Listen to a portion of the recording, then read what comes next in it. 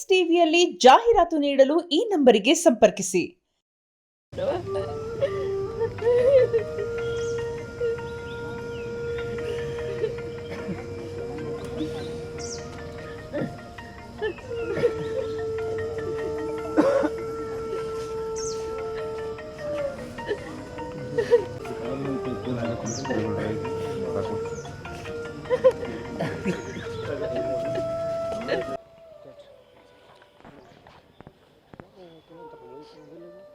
ಎಲ್ರಿಗೂ ನಮಸ್ಕಾರ.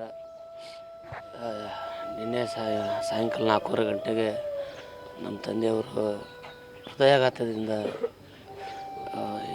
ಎಲ್ಲೋಕ ತ್ಯಜಿಸಿದರು. ಕೊನೆವರೆಗೂ ದುಡಿತಾನೇ ಇರಬೇಕು ಅನ್ನೋ ಆಸೆ ಅವ್ರಿಗೆ. ಶೂಟಿಂಗ್ ಹೋದ ಟೈಮ್ನಲ್ಲೇ ಭಗವಂತ ಅವ್ರನ್ನ ಕರ್ಕೊಂಡ್ಬಿಟ್ಟ. ಕೊನೆವರೆಗೂ ಅವರು ಹಿಂಗೆ ಯಾವಾಗಲೂ ವೃತ್ತಿಯಲ್ಲೇ ಇರಬೇಕು, ನಾನು ಸಾಯುವವರೆಗೂ ಸರ ಬಣ್ಣ ಹಚ್ಕೊಂಡೇ ಸಾಯ್ಬೇಕಂತ ಅಂದರು. ಕೊನೆಗೆ ಅವ್ರದ್ದು ಅಲ್ಲಿ ಹೋದಾಗ ಅವ್ರಿಗೆ ಹಾರ್ಟ್ ಅಟ್ಯಾಕ್ ಆಗಿಬಿಡ್ತು. ದಯವಿಟ್ಟು ಅವ್ರ ಆತ್ಮಕ್ಕೆ ಶಾಂತಿ ಸಿಗಲಿ. ಇದಕ್ಕಿಂತ ಹೆಚ್ಚು ನನಗೇನು ಮಾತಾಡೋಕ್ಕಾಗಲ್ಲ. ದಯವಿಟ್ಟು ನನಗೆ ನಿನ್ನೆ ಬೆಳಗ್ಗೆ 8 ಗಂಟೆಗೆ ಗೊತ್ತಾಗಿದೆ. ನಾನು ಬೆಳಗಾವಿಯಲ್ಲಿದ್ದೆ. 8 ಗಂಟೆಗೆ ಗೊತ್ತಾದ ತಕ್ಷಣ ನಾನು ಅಲ್ಲಿಂದ ಹುಬ್ಳಿಯಿಂದ ಅಲ್ಲಿ ಹೋಗೋದ್ರೊಳಗೆ ಅವರು ಇನ್ನೂ ಸ್ವಲ್ಪ ಕೈಕಾಲೆಲ್ಲ ಆಡಿಸ್ತಾಯಿದ್ರು. ಆಸ್ಪತ್ರೆಗೆ ಎಂಟ್ರಿ ಆಗಿ ಜಸ್ಟ್ ಹೋಗೋದಕ್ಕೆ ಡಾಕ್ಟ್ರ್ ಸ್ನೋಮೋರ್ ಅಂತಂದ್ರೆ ತುಂಬ ನೋವಾಯಿತು. ಯಾಕಂದ್ರೆ ನಾನು ಅವರ ಒಂದು 15-20 ವರ್ಷದಿಂದ ಸದಾ ಅವರಿಂದ ದೂರ ಉಳಿದ್ಬಿಟ್ಟಿದ್ದೆ. ಅವ್ರ ಜೊತೆಗೆ ಜಾಸ್ತಿ ಟೈಮ್ ಸ್ಪೆಂಡೇ ಮಾಡೋಕ್ಕಾಗಲಿಲ್ಲ. ಬರೀ ದುಡಿಯೋದು, ಕಂಪ್ನಿ ಕಲಾವಿದರು ಹಂಗಿರ್ಬೇಕು, ಪಾತ್ರ ಮಾಡಿರಿ, ನೀವು ಅವ್ರ ಜೊತೆಗಿರಿ, ಬೇರೆ ಇರಿ ಅಂತೇಳಿ ನಮ್ಮ ಕಂಟಿನ್ಯೂ ಕಲಾವಿದ್ರ ಜೊತೆಗೇ ಜೊತೆಗೆ ಬೆಳೆಸ್ಬಿಟ್ರು.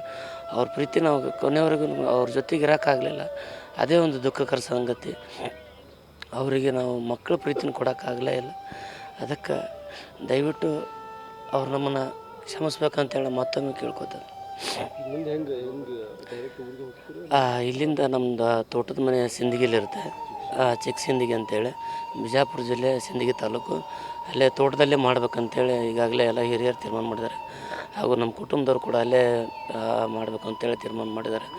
ಯಾಕಂದರೆ ಕಲಾವಿದರಿಗೆ ಜನಗಳೇ ಆಸ್ತಿ. ಅದಕ್ಕೆ ಜನರ ಅಲ್ಲೇ ಜಾಸ್ತಿ ಬರೋದ್ರಿಂದ ಎಲ್ಲ ಕಡೆ ತೊಗೊಂಡೋಗೋಕ್ಕಾಗಲ್ಲ ನಮ್ಗೆ. ಅದಕ್ಕೆ ಡಾಕ್ಟ್ರೂ ಅದನ್ನ ಹೇಳಿದ್ದಾರೆ, ಜಾಸ್ತಿ ಸ್ವಲ್ಪ ಸ್ಪೆಂಡ್ ಮಾಡಿಬಿಡ್ರಿ, ಆದಷ್ಟು ಬೇಗ ಮುಗಿಸ್ರಿ ಅಂತೇಳಿ ಕೊಡಬೇಕಾದ್ರೆ ಮೊದಲೇ ಹೇಳಿದ್ರು. ಅದಕ್ಕೋಸ್ಕರ ಇಲ್ಲಿ ಈಗ ಇಲ್ಲಿ ಬರ್ಬೇಕಾದ್ರೆ ಲೇಟ್ ಆಯಿತು.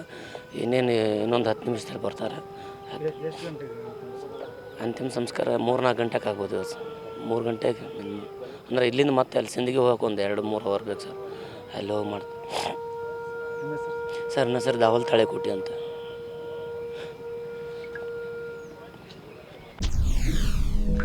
ಎಸ್ಎಸ್ ಟಿವಿ, ಸಿನಿಮಾ ಜಗತ್ತಿನ ಕ್ಷಣ ಕ್ಷಣದ ಸುದ್ದಿಯೊಂದಿಗೆ.